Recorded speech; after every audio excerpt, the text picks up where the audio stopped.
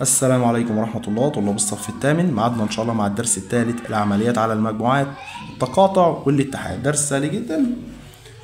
ده معناه تقاطع، ده معناه إيه؟ اتحاد. تقاطع يعني العناصر المشتركة بين المجموعتين. طب والاتحاد جميع العناصر بناخدها من المجموعتين. فهنا مثلا يوجد بذكر العناصر كل من المجموعات الآتية ثم ظل المنطقة التي تمثل التقاطع. والله عناصر س يا أولاد هتساوي عناصر س يا أولاد موجود بداخلها مين؟ الواحد والأربعة والاتنين والخمسة. الواحد والأربعة والاتنين والخمسة. طب وصاد؟ صاد فيها صاد ايه برضو؟ فيها الاتنين والخمسة والستة والتلاتة.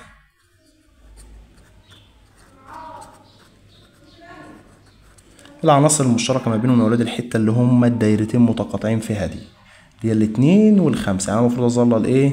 أظلل هنا. ولا قالك التقاطع س تقاطع صاد هيساوي ايه؟ هيديني الاتنين والخمسة. يعني العناصر المشتركة هنا وهنا، لو بصيت كده هتلاقي الاتنين موجودة هنا وموجودة هنا، والخمسة موجودة هنا وموجودة هنا.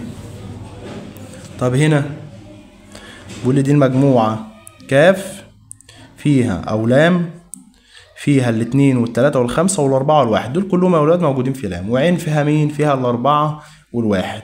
عناصر عين هتساوي الأربعة والواحد. طب وعناصر كاف هتساوي الأربعة والواحد والخمسة والاتنين والتلاتة.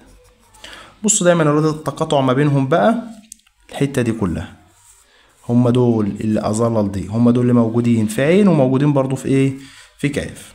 هقول لك عين تقاطع كاف هتقول له الأربعة والواحد. طب لو أقول لك الاتحاد بتاعهم، يعني أقول لك هنا عين اتحاد كاف هيساوي ايه؟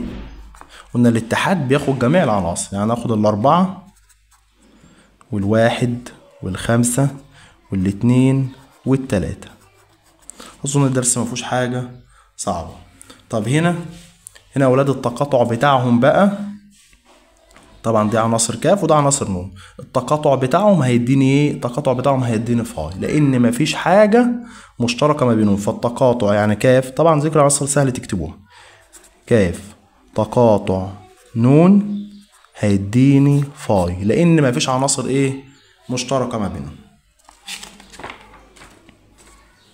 طب هنا بيقول لي تكن س بتساوي مجموعة مضاعفات العدد 3 الأصغر من 10، وعين فيها الواحد والاتنين والتلاتة وتسعة. أوجد بذكر العناصر س. س المضاعفات يا ولاد العدد 3 الأصغر من 10، يعني التلاتة والستة والتسعة، عشان هو قال الأصغر من 10. وعين طبعا هو كاتبها له. بيقول لي س تقاطع عين، يعني العناصر المشتركة ما بينهم. والله التلاتة موجودة، هو الحاجات التلاتة موجودة برضو في عين اهي.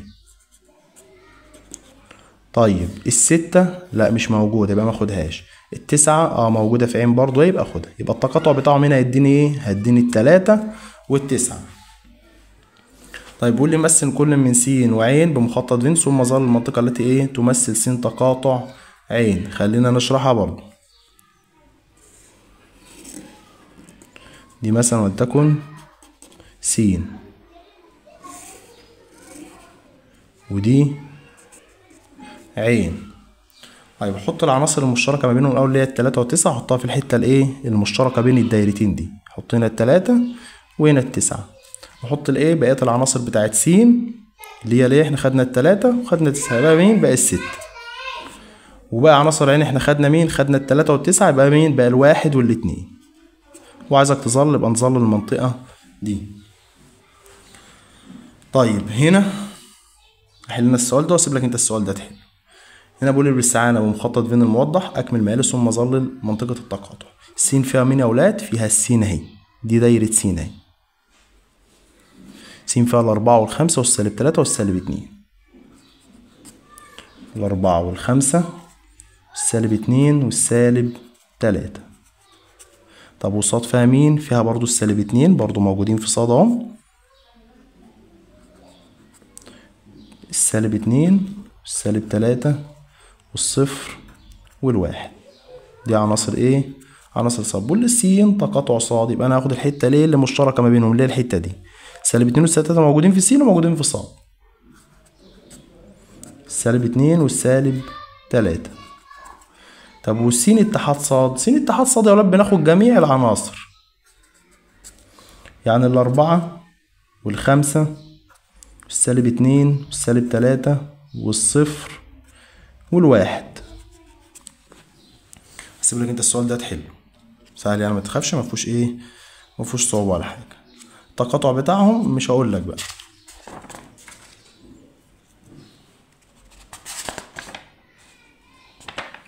لسه شوية.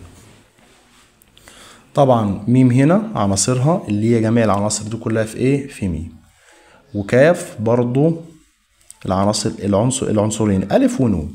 طب وميم تقاطع كاف يا ولاد؟ ميم تقاطع كاف يعني العناصر المشتركة في ميم وفي كاف. خلي بالك الألف والنون دول في كاف وبرضو في ايه؟ في ميم. سيب لك العناصر انت تكتبها هنا، التقاطع بتاعهم يا ولاد ادينا الألف والنون.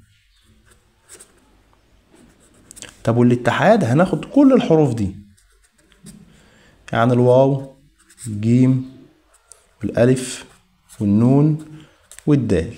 ده الاتحاد بياخد جميع الايه؟ العناصر.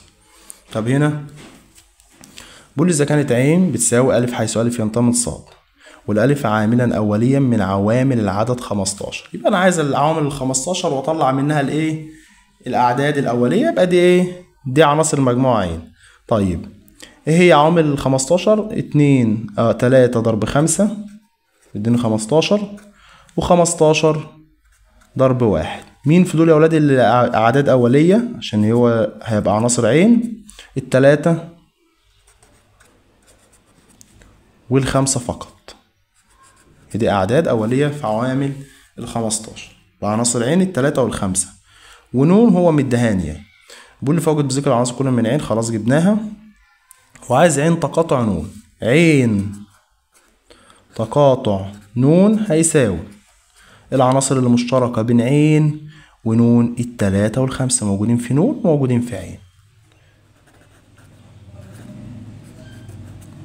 طيب عايز الاتحاد بتاعهم. الاتحاد بقى يبقى ناخد كل الايه؟ كل العناصر. يبقى عين اتحاد نون هيساوي،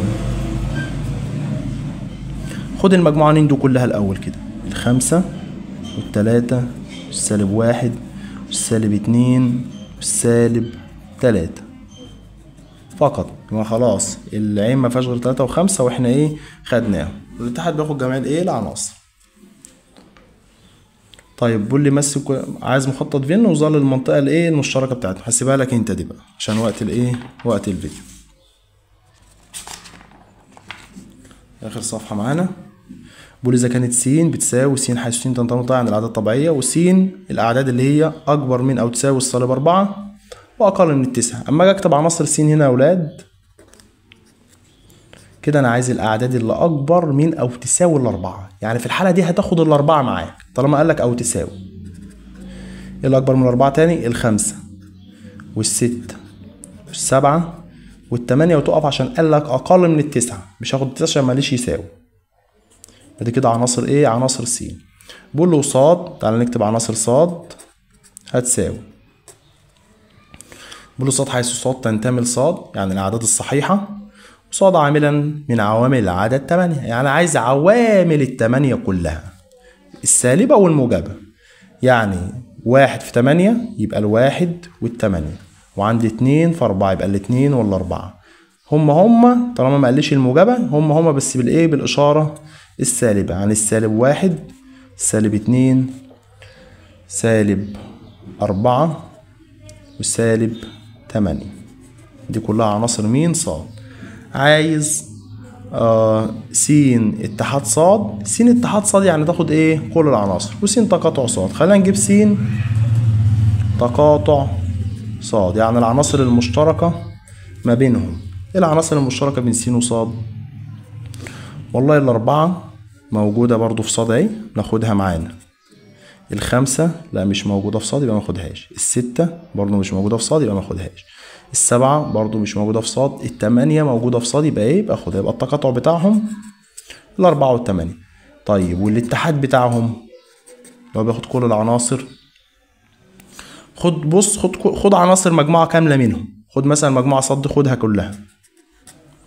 الواحد، 8 والاتنين والأربعة، -1 -2 -4 -8. طيب في س الأربعة خدناها، الخمسة لا ما خدناش، يبقى تاخدها بقى عشان احنا بناخد كل العناصر الموجودة هنا وهنا. طب والستة برضو ما خدناش، يبقى خدها. السبعة برضو ما خدناهاش، خدها. التمانية لا خدناها، بدل الاتحاد بتاعهم هدنا العناصر دي. بيقول لي هنا من خلال مخطط بين الذي امامك اكمل ما يلي. عايز عناصر س وعناصر ص. عناصر س يا ولاد اهي، دي عناصر س، الواحد والسبعة والخمسة والتلاتة والتمانية فقط، دي عناصر س. طب عناصر ص يا ولاد اللي هي دي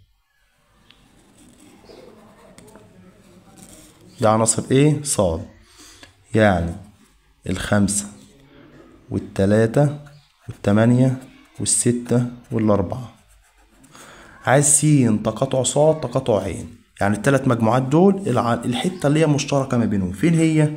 ما تقوليش الحتة دي، لأن عين مش مشتركة بالكامل فيها، يعني دي كده مش معانا، الخمسة دي مش موجودة في عين. عايزين حتة منطقة التلات مجموعات مشتركين فيها، اللي هي المنطقة دي بالظبط. خلينا نجيب قلم تاني. اللي هي يا أولاد المنطقة دي، هتلاقي التلات مجموعات مشتركين فيها، اللي هي التلاتة والتمانية.